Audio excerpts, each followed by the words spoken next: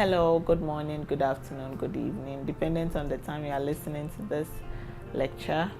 I want to welcome you to our third lecture, and it's good having you back. And at this point, I want to believe that you are done with lecture 1, you are done with lecture 2, and you are confident for lecture 3. It is for this reason we are meeting for this lecture. Last lecture focused on the Torah. We said quite a few things, and I know the reading resources is even going to take you deeper. Most importantly, the reading of the Bible itself will take you even deeper. So they want to look at the second division of the Old Testament, or the second group, or division of the Old Testament to attain canonical status, and it's known as the Naviim. When you take the word Tanakh, T represents the Torah, the N represents Naviim, and K, T and K, Tanakh.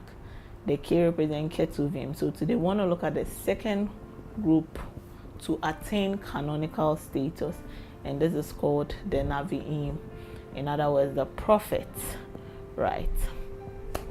Now, when we take our Septuagint and we take our Old Testament like we have it, you would see that the prophet is at the latter part of our arrangement of the books, right? And we call it, or we classify them under major prophet, minor prophet. But because we are looking at the division based on canonical attainment, we are not going to just focus on how we have our prophets today. Remember, when we're doing the Torah, luckily the Torah in the Tanakh and the Pentateuch in the Old Testament and the Septuagint have the same number of books.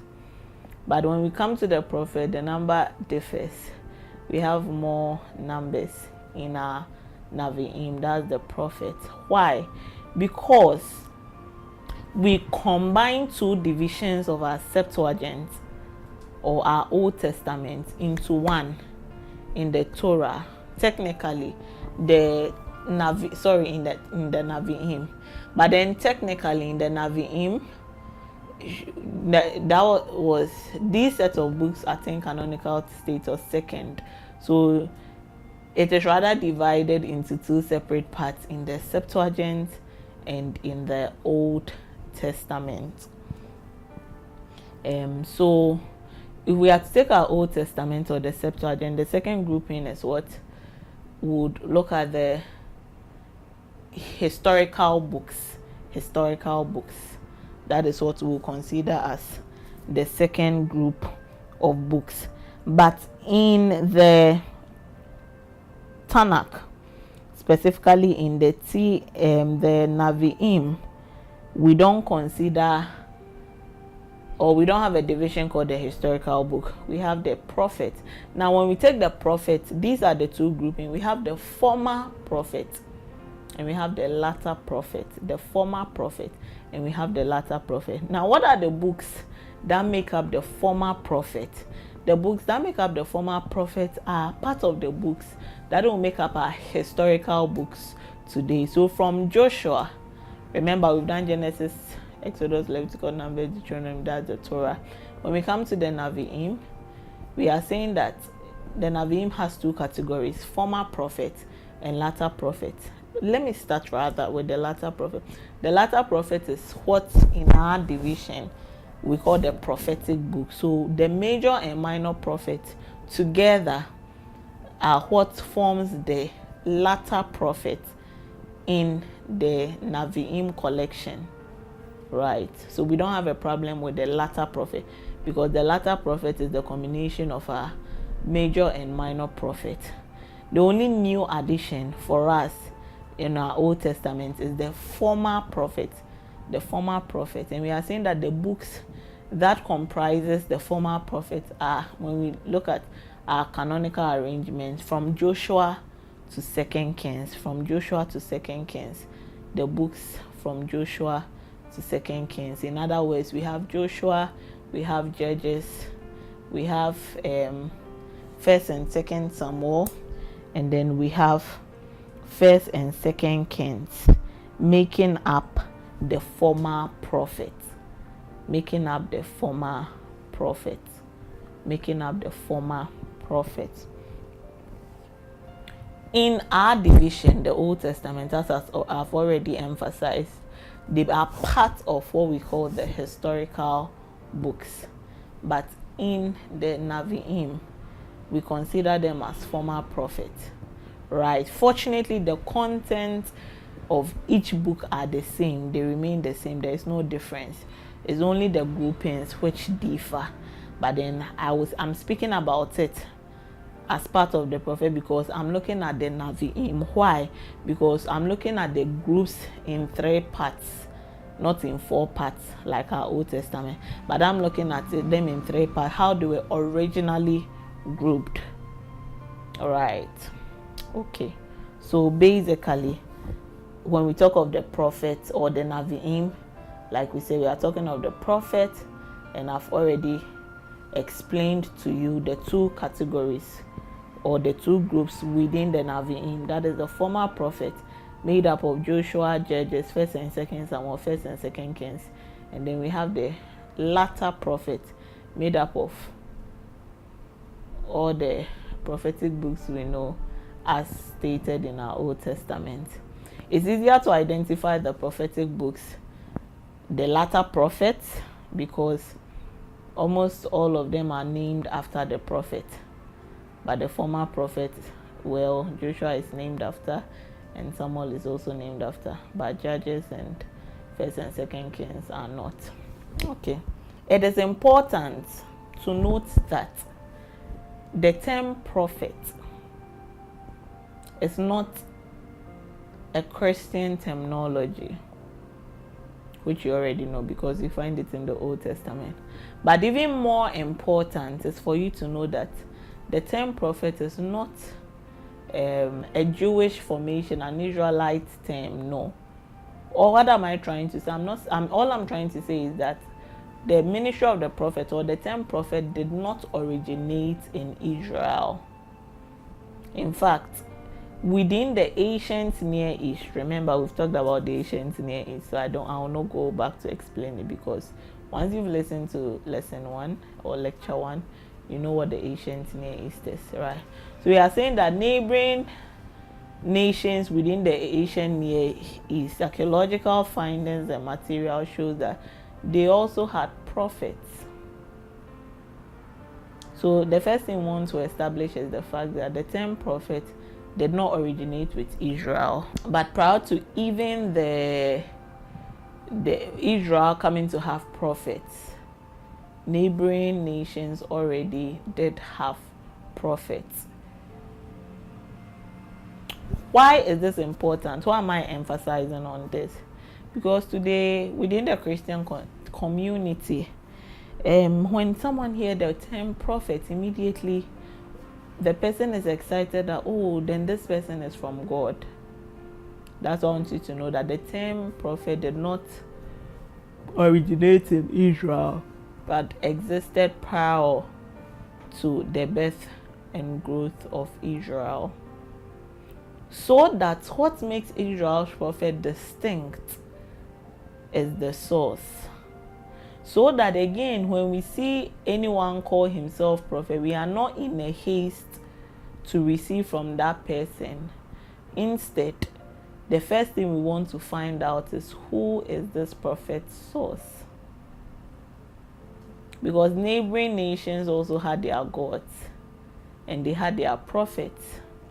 Because in the ancient Near East, even till now, we consider prophets as well the mouthpiece of God. They hear God, they speak to us the mind of God, right? So if that is the case, which God? Which God?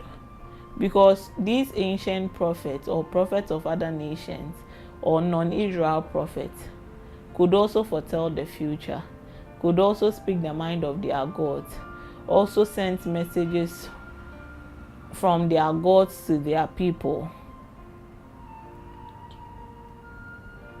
Right. So that when we hear the term prophet, we are not in a haste to embrace them. Instead, the first thing we want to watch out for is their source. That is the first thing we want to watch out for. Who is her source? Who is her source? Right. So that is the first thing we want to dwell on, or we want to emphasize. Now, when we go to the former prophet, or let's start with the former prophet. This former prophet, like they are usually made reference to as the Deuteronomistic history. So we are saying that the former prophets are referred to as Deuteronomistic history by biblical scholars, because the biblical scholars consider what the Naviim will call former prophet as Deuteronomistic history, right? As Deuteronomistic history. It's important because I'm sure for some of you, for the first time, you are confused. How is the book of Joshua part of prophets? How is the book of Judges and so on part of the prophetic book? Because when I take the prophetic book, immediately I see a prophet of God who is speaking the mind of God. But these are not the things going on in Joshua, Judges, 1st and 2nd Kings, 1st and 2nd Samuel, 1st and 2nd Kings, right? That's why we are saying that it's important to know that biblical scholars, they consider these groups as Deuteronomistic history. What does it mean? It's very simple. What it simply means is that these books are considered are read in the light of the Torah. I would explain it in details. Now, one of the major differences between the former and latter prophet is that the former and latter prophet, the latter prophet focuses on a particular prophet and the message the prophet has from God to the people. So it centers on a particular prophet and his message. So there are narratives. It's made up of narratives and oracles, or narratives and prophecies. Let me put it that way, because later we'll see the different forms of these prophetic writings do take. Now, when we take the former prophet, on the other hand, we realize that, for example, take the book of Joshua. It's not as though it's about Joshua and his prophetic writings, no, but we see a narrative going on. We see the life of Israel going on, and at certain points we see these prophets reveal the mind of God to his people. The same with the book of Judges, the same with the book of 1st and 2nd Samuel, the same with the book of 1st and 2nd Kings. If you have read your Bible in that order, you would realize that from Joshua, so God at the end of the Torah has already promised them that I'm taking you to the promised land, and has established his laws with them concerning how they are to live with him. And by the end of Deuteronomy, we see how Moses re-informs the people of Israel of the promises of God to them, and how they are to live in fidelity or in faithfulness to God's promises for them to prosper. If not, they will not prosper. So this is where the Torah ends. Now, the former prophet, or Deuteronomistic history, begins with Israel going to settle in the promised land. So we take the book of Joshua, and we see that Joshua, who is now the new leader, and the people of Israel are they are almost entering Canaan, and they are not just going to walk beautifully into Canaan and God had brought us, say, okay, just sit down. It's important to know that as you read the book of Joshua, people are already living there. People are living there years earlier, even before God called Abraham. So how can you just come here and tell me this is your land? When did this become your land? Have you stepped foot here before? My great-grandfathers, great-grandfathers, great-grandfathers, they'll give you all the history.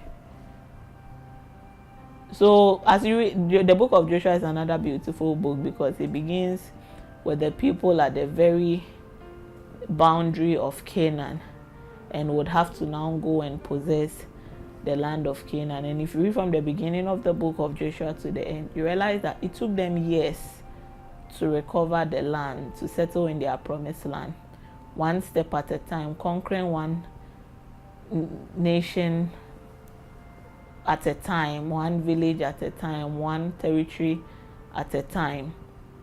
It's a book of many battles, but it's beautiful because at the beginning we see how about 3 times and more the Lord tells Moses to be strong and courageous, because it's easy to say, I'll give you this land as God had promised them. Now you are there, go and take it. I've told you I'll give it to you, go and take it.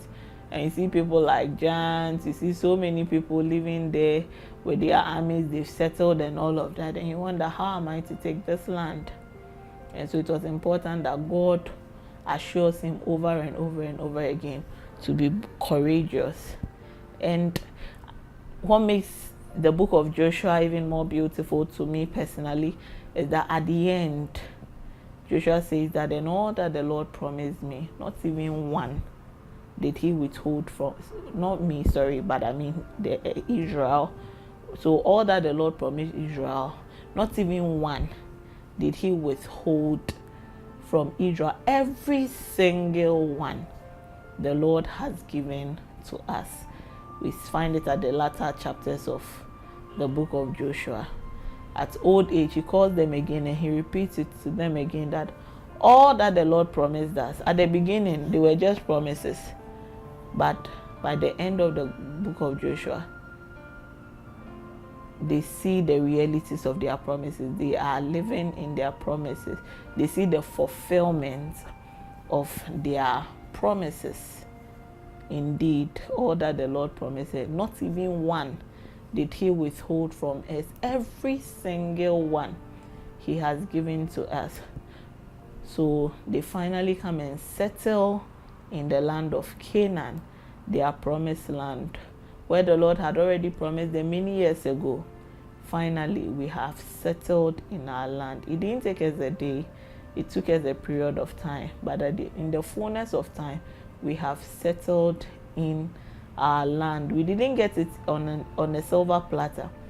We had a part to play, but in the fullness of time, we have settled in the land God promised it. We have seen the fulfillment of the promise of God regarding our promised land, regarding the land he, the Lord, had for us, right? So in the Deuteronomistic history, we see that life is going on for the people of Israel, but it's called Deuteronomistic history. If you have to relate it to a particular book, use Deuteronomy, definitely. So what it means is that, I mean, by the term Deuteronomistic history, it's called Deuteronomistic history because at this point in time, or when we read this book, we see that Israel have settled in their promised land. They are living, they are living their life, but this time they are living it in light of the book of Deuteronomy.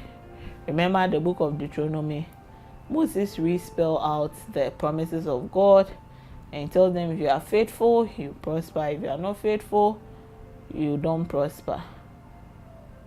And we see them as we read the book of Joshua, we see them settle. When we read the book of Judges, another beautiful book, you realize that anytime they lived according to the commands of God, they were prosperous. And anytime they stayed away or were disobedient to the promises of God, God will raise other nations, then they'll come and destroy them, they'll come and deal with them, and the people of Israel go back to God and they'll cry, and God will raise for them a judge who would rule over them and lead them to drive away to drive away the enemy, simply put. So Judges is also a very beautiful book. We see that Israel is living their life, and just as Moses said in the book of Deuteronomy, As long as they will remain in obedience to God, they prospered. At any point they did not prosper. So we are saying that this is what is going on when we read 1st and 2nd Samuel, when we read 1st and 2nd Kings. These are what is going on. And even as you get to the end of 2nd Kings, you realize that at the end of the day, their disobedience leads them into exile. Right? Their disobedience leads them into exile. So they are called Deuteronomistic history because it's giving you a historical narrative of now Israel living. So we are living. God has given us His will. Yeah, He has. Now you are living your life. Will you live it in light of God's will or not? Just like as believers or as a believing community, we go to church, we read His word. Remember, the Bible is our canon. His word says this anyway. We've read it. We've heard it. What next? Are we going to live by it? Are we not going to live against it? Or is our life going to oppose what is in there? So again, today we can say, when we consider the Christian community, we would realize that yes, the will of God is in the Bible beautifully, just like God gave His will in the Torah. But are we living according to it? Those living according to it are prospering. Those living not in accordance to God's will are also facing what they have to face. So this is what is actually going on. But we are saying that even as these were going on, it's important to note that there were prophets who would arise and speak about the situations.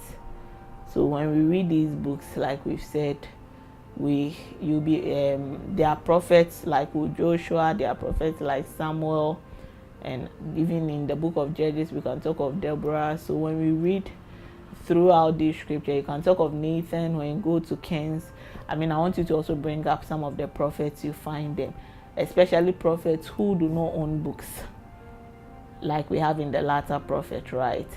But prophets who were accorded as prophets within the narrative. And for example, you can talk of Elijah.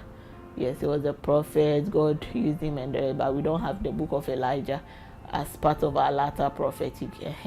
So there are quite a number of prophets that are present in the book, the Deuteronomistic history, which we call in the Naviim the former prophet. And we are saying that these ones do not own books, canonical books. Yes, I'm saying they do not own canonical books, or they are, because someone may say, oh, I have the book of Elijah, I have the book of this, I have the book of that, but they do not own canonical books where, like Jeremiah and the rest, this particular book spells out the oracles from God to this prophet to his people. Yes. So basically put it, this is a general overview of what is going on in the former prophet and how it is related to the book of Deuteronomy. Right. Now when we talk of some of the sources of the former prophet, remember, as you are reading some 2nd Kings, as you are reading Samuel, you would realize that let's just be very specific. Let's open to 2 Samuel chapter 1 verse 18 and see. So when we go to 2 Samuel 1:18, it says that what? And he ordered that the people of Judah be taught this lament of the bow. In brackets, it is written in the book of Jasher. Right. Let's go to 1 Kings chapter 11 verse 41. So we've heard the book of Jasher. Now we are going to 1 Kings 11:41. 1 Kings 11:41. As for the other events of Solomon's reign, all he did and the wisdom he displayed, are they not written in the book of the Annals of Solomon? So we've heard the book of the Annals of Solomon. Right. Let's go to 1 Kings 14:29. It says that what? As for the other events of Rehoboam's reign and all he did, are they not written in the book of the annals of the king of Judah? What am I trying to draw attention to? I just want to draw attention to the fact that what are some of the sources of former prophets are the book of Jasher, the Acts of Solomon, the book of the annals of the king of Judah, the book of the annals of the king of Israel.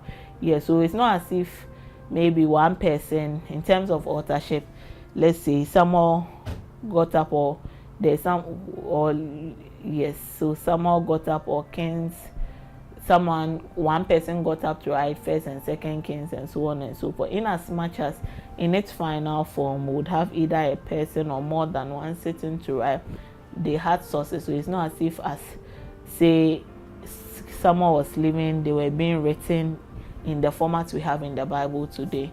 No, we are saying that in the fullness of time, to have it like we have in the Bible today, Joshua, Judges, First and Second Samuel, First and Second Kings, they had to make reference to both oral and written sources to get us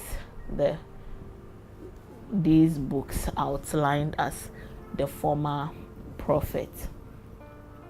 Okay. Now, I've given, well, so I talked about Joshua, I talked about Judges. When we read, in other words, I've already given the content of Joshua and Judges in a very brief summary. The summary itself is brief. Yes, when we go to First and Second Kings 2, we see and focus on the united monarchy. In other words, we see Israel, the story of Israel continuing through the lives of Saul, through the lives of David, and then through the life of his son Solomon. And it continues to First Kings. We see the reign of Solomon, the death of Solomon, all in First Kings. And by Second Kings, we see how the kingdom is divided into two. We talked about these things, these divisions, during our first lecture, right? So in First and Second Kings, we see how the kingdom is divided into two, and how there's the northern kingdom, that is Israel, and is being ruled by different kinds of kings. You see different kinds of kings and their reigns, and within the same pages too, we see different kinds of kings of Judah and their reigns as well, going on in Second Samuel. So from First Samuel to First Kings focuses on the united monarchy. In other words, Israel, through the lives of their, under one king. So Saul, David, Solomon.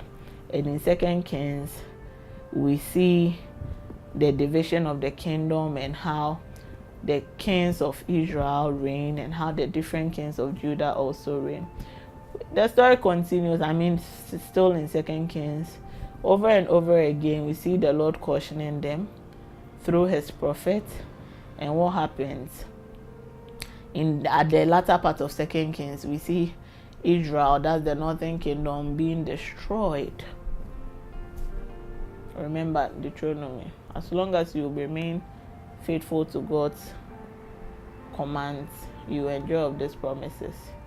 And we see that at the end, in the fullness of time, Assyria, like we already emphasized in our first lecture, Assyria conquers Israel. Israel is destroyed. They take over Samaria, their capital city, and the people are spread abroad. And in the fullness of time, to about 2 centuries later, Judah is also destroyed when Babylon comes and take over, destroy Jerusalem, but this time takes the best of the land into exile. So this is what goes on in the life in the book of Second Kings. So from Joshua to Second Kings, we see Israel living their life. God has given his law, the Torah, and now from Joshua to Second Kings, see that they are living their life, whether in obedience or in disobedience to what God has given in the Torah. God was patient with them for many centuries, but in the fullness of time, their disobedience taking over. We see that they get destroyed. They get destroyed. By destroyed, I mean they are thrown out of their land, either through destruction, the northern kingdom, or through taking into exile, Judah. Right, so this is basically what is going on in terms of content. This is basically what is going on in these different books known as the former prophet. That is Joshua, Judges, 1st and 2nd Samuel, 1st and 2nd Kings. So even if you've not read them before, if you paid attention to this lecture, you already have an overview of what each book, a summary of what each book is saying, right? And if you've not yet read it, again, I'll encourage you to read it or to get audio Bibles to listen to these different books as well. So this is your former prophet. The book's called Former Prophet, by biblical scholars called the Deuteronomistic history, because it outlines the lived experiences of Israel in light of the book of Deuteronomy, or generally put it, in light of the Torah, right? So that's the former prophet. And like we've said, the latter prophet, it's important to note that usually, because they are, when you are reading the former prophet, you know at what point Elijah comes into the scene, you know at what point Elisha comes into the scene, where he belongs, and so on. When it comes to the latter prophet, you just see the name of the book. Obviously, as you read through, you may know whether he belongs to the northern or the southern kingdom.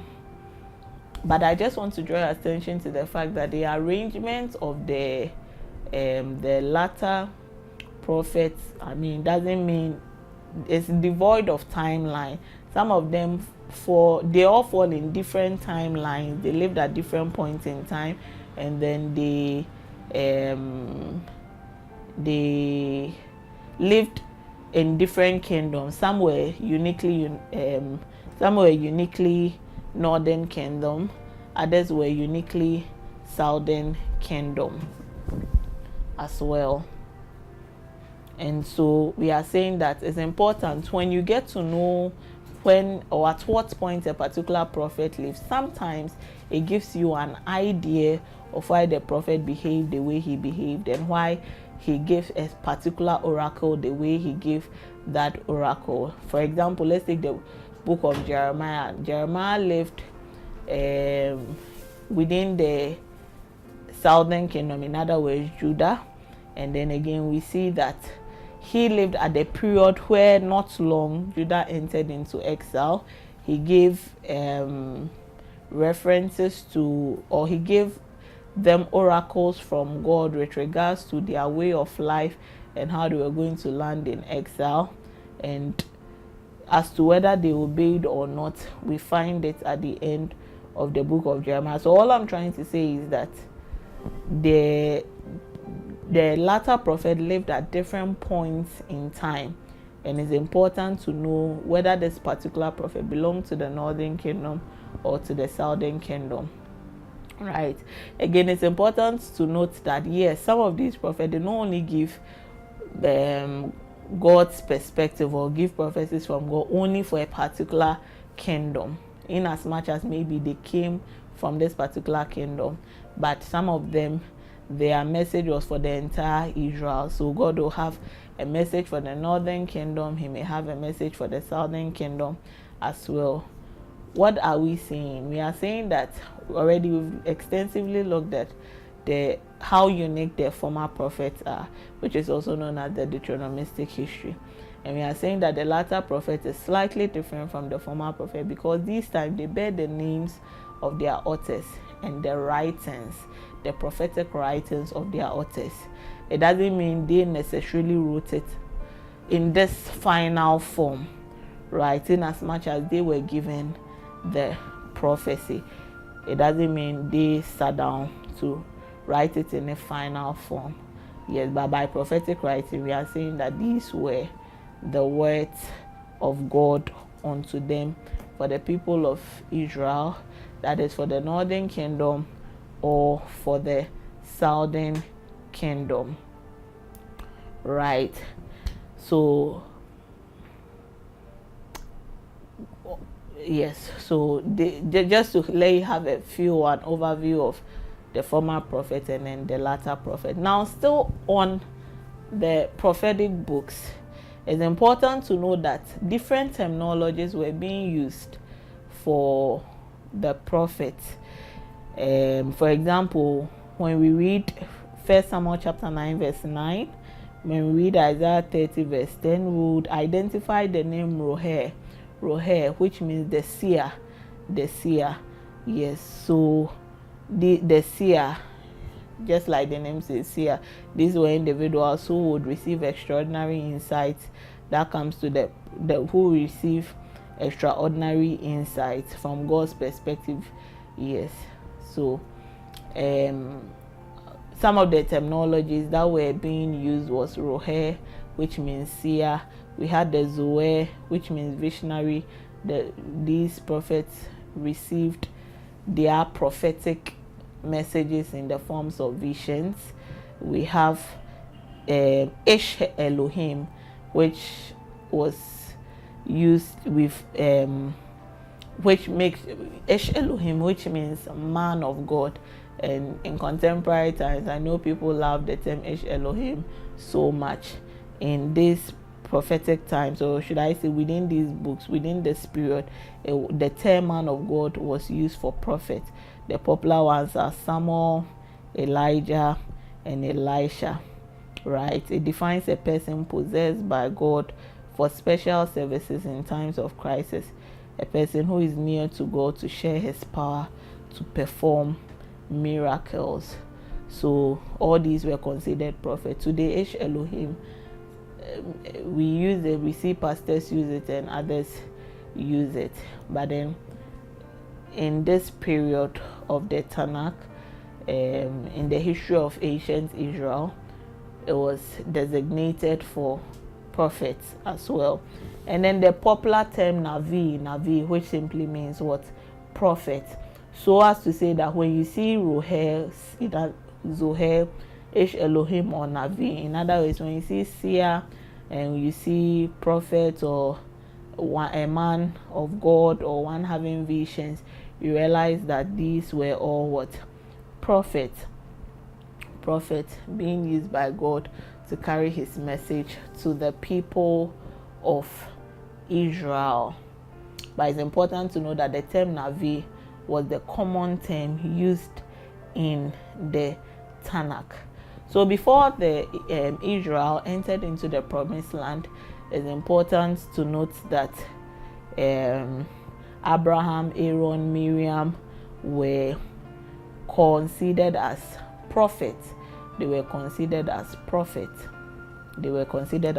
Let's read Genesis chapter 20 verse 7. Genesis 20 verse 7.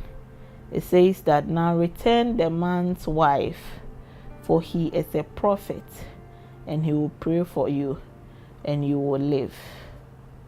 For he is a prophet. So we see God calling Abraham as prophet, but we never saw Abraham say perhaps have a church and call people and prophesy to them. So as to say that we are trying to understand the concept of prophet in addition to the list of books and the rest within the Old Testament. And we are saying prior to Israel possessing the promised land, people like Abraham, people like Aaron, people like Miriam were associated with the term prophet. So we just read the text on Abraham. But one of the most beautiful texts I want us to read is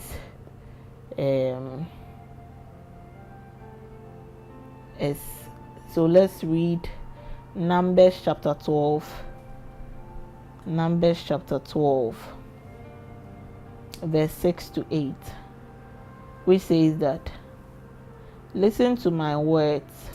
When there is a prophet among you, I, the Lord, reveal myself to them in visions. I speak to them in dreams. But this is not true of my servant Moses. He is faithful in my house. With him I speak face to face, clearly and not in riddle.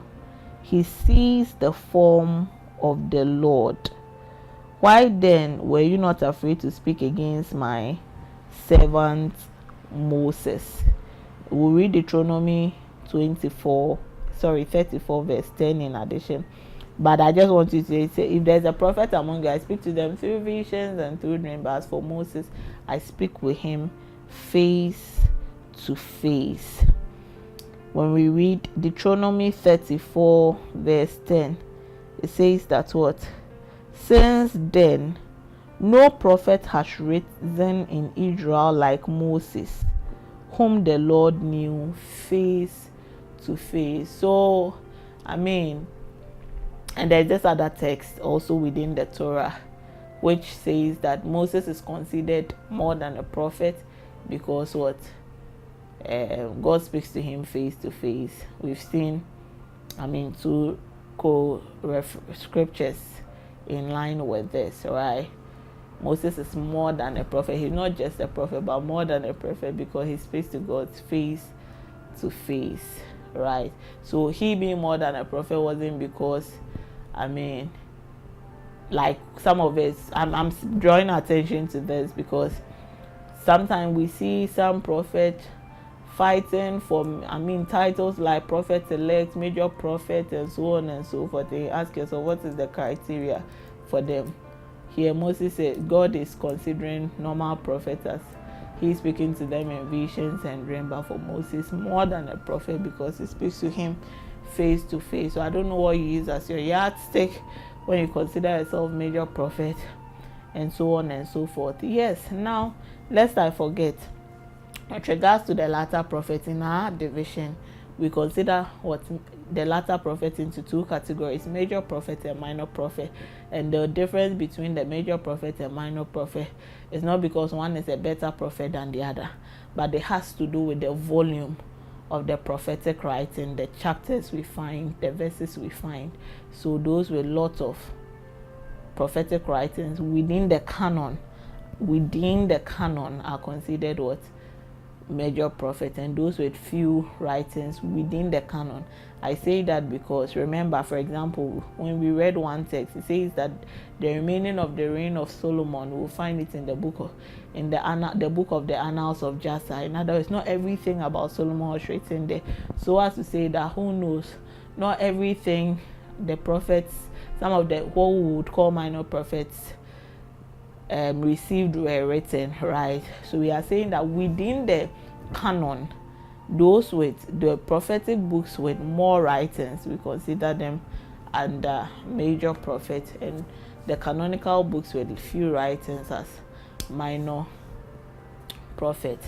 Now, when you look at the development of the prophetic ministry, you'd realize that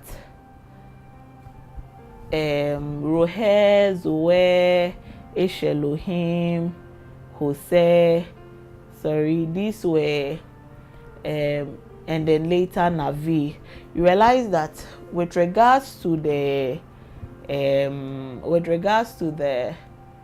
latter prophets, the most or the majority of time you hear is Navi rather than Zoe and so on and so forth. Yes, we are not saying Zoe and Roher, in other words, seer and visionary and the rest. We are not saying they are not as important as the prophet in terms of those who are using prophetic writing, because obviously, for example, you think about Jeremiah, and obviously he was seeing visions and so on and so forth, but he was the latter prophet. Yes, but we are saying that when you read the historical development of the prophetic ministry, the emphasis moved from just working of miracles and seeing vision to identifying the to identifying the message God had for the people. I don't know if I'm communicating properly. What I'm trying to say is that today it's like we are rather going backwards. To be considered a prophet, the focus is more on the miracles, and then not the miracles, but I mean the visions we see and the rest. It's like if you don't see a vision, you are not a prophet. But God is speaking. God has been speaking since, and God is still speaking. God is still speaking. So one of the things we identify within the prophetic ministry, or should I say the Old Testament prophet, is the fact that obviously God was not the one-way God. Yeah, he spoke through visions, he spoke through dreams, he spoke through them using miracles, like we'll see with Elijah and Elisha, men of God. Yes. And then he spoke through them, like we said. So these were some of the ways he spoke through his prophets to bring his will to the people of Israel, right? Even as we go further into the prophetic ministry, we would realize that what were some of the messages, or should I say, what form did they take? You'd realize that the Old Testament prophets also, obviously focused on bringing out the message of God to the people of Israel. Were at times admonishing the people of Israel with regards to their relationship with God. Or let me even try to put it on a general. The prophets of the Old Testament, their message were always in line with living out the will of God, right? Their messages were always in line with, are you obeying God? Are you not obeying God? If you obey God, this is what is happening. Because you are not obeying God, this is why this is happening, right? So there are times there is a call to obedience. God is calling them from their infidelity back to being faithful to God. There are times God is giving them, God is warning them. There are times they are receiving verdicts. There are times their judgment is already sealed, so their punishment is being stated and the consequence is also being stated. We see various forms the prophetic ministry takes in the Old Testament. But one of the beautiful ones is the fact that justice, there is justice in there. The prophets do not just focus on the injustices that opposes the will of God were also a part of the prophet's message in the Old Testament. It's beautiful how some aspect of our prophetic ministry today dwell on only demons. Like I use some, that means not all. Dwell on only demons. That as we go through the prophetic literature, we realize that the Old Testament prophet, yes, spoke the mind of God. And then again, most importantly, the prophetic messages were usually in relation to obeying or disobeying the will of God, right? It had a relationship with the will of God, the ways of God, right? Today, yes, we have some prophets who still do this one, but sometimes it's like too much focus is on, it's like if I'm a prophet, then it's about casting out demons only. But if you're a prophet, it's about what is God saying. Sometimes God is even saying A, but it's as though A is not popular. And so the prophet is like, oh, I'm not interested in this. God, show me the telephone number of this person. That is what I want to say, so that they know that I'm a prophet. But when you read the life of the Old Testament prophet, it's not about what you want to tell the people. It's not about what is convenient. It's not about what is popular. It's about what is God saying. So that what God is saying, whether it's popular or it's not popular, that is the message you are giving out, right? So that we don't want to have contemporary prophets focused on a style or a particular way or how they want things to go. Once you're a prophet, you are what? It is about what God is saying. It's about God's will. It's about God's message anyway. But like I was saying, one of the beautiful things is how the Old Testament prophet speaks about injustices. How do contemporary prophets today speak about the injustices that goes on in our land? Well, yes, as we go through the Old Testament prophet, we realize that some of them ministered to kings.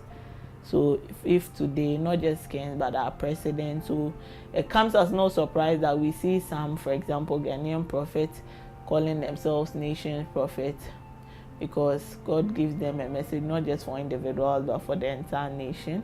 As to whether they are nation's prophets or not is between they and their God, right? But there are times in the Old Testament we see that not just prophets would also some of these kings will actually go to some of these prophets and ask the will of God concerning a particular situation. So again, it comes as no surprise when we would see some of our presidential candidates trying to seek the will of God from some prophet. It is not new. Some of these ways of life were present in the Old Testament. But what makes it not surprising in the Old Testament is because, remember, before they went into exile, Israel, religion, should I say religion? Israel was a religious nation. It was a Jewish nation, and so their way of life, their God was intertwined with their way of life, and so it came as no surprise for them to seek the will of God, even as leaders of the land. Yes, but today we live in a country where we are not a religious nation, we are a secular nation. In other words, in as much as we accept religion, religion is not the driving force or the key. Religion is one of the many things. The nation is not influenced purely by religion, right? In fact, we are a religious pluralistic nation because the nation accepts there is the freedom of religion and all of that. So there are lots of religions that are in existence in Ghana, right? But in Israel, the situation was different. It was Yahweh was their God. So regardless of the political whatsoever, they considered God as key in the hands of their affairs. Yeah. But like I said, some of the like for example, some of these kings seeking the will of God through prophets and so on and so forth was not new in the Old Testament. So it comes as no surprise if we see some of our political candidates also do say. It's not a surprise that religious candidates do same, right? So what have we been doing so far? What we've been doing so far is to talk about the second division of the Old Testament canon, which is the Navi or Naviim, that is prophets. And we've said that in our division, what we call the major and minor prophets are considered the latter prophets in the Naviim, and some of the books we consider the historical books are considered as former prophets in the Naviim.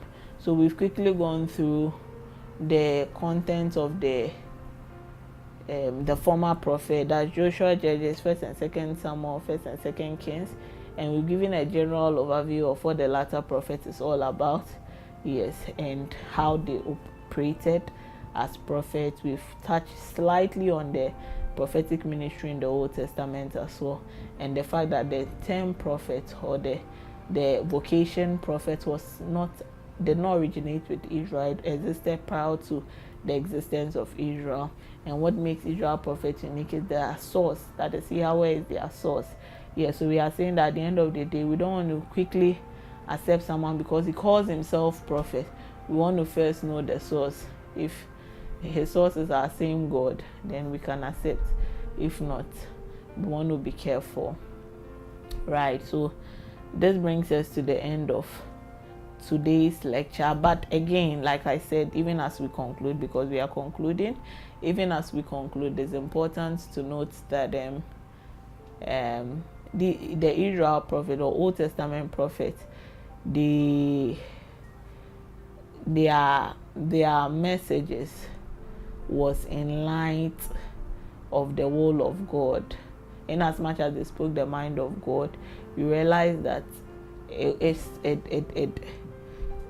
had a relationship with the will of God, whether or not the people of Israel was being faithful to God.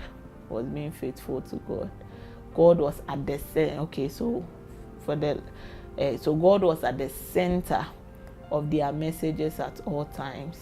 God was at the center of their messages at all times, and it wasn't really about what they want to just say, but it was about what God wanted to communicate to the people of Israel, whether it was a popular opinion or not. Remember, some prophets had to be jailed for their messages, and they didn't mind, because being a prophet is not to be a people pleaser, but to speak the mind of God regardless. God has so many things he can say, but why does he choose to say this particular thing at this particular point in time? And so you don't want to take it for granted, right? So at the end of the day, one lesson we can draw and from the Old Testament prophet is the fact that one lesson you can draw from them is the fact that it wasn't really about what people wanted to hear about themselves, but it was about what God was saying. Yes. So my prayer is that even our contemporary prophets would also really focus on God as the source, and it wouldn't just be about what they want to say. It wouldn't just be about what people want to hear. It would be about what is God really saying about this situation. Yes. Okay. So we'll end today's lecture here. Let me see if I'd give you an assignment as well. Yes. So we'll end today's lecture. I think the assignments associated with this will be in a typed format instead. Yes. Or should I say, now that we didn't go into details with every single latter prophet, that's the major and minor prophet, I still want you to read them. We've looked at that which unites them, but we've not taken them one by one. So I want to admonish you to read each of these books as well, and to see what lessons you can gain from them as well. So thank you, and God bless you, and see you in our next lecture. Bye.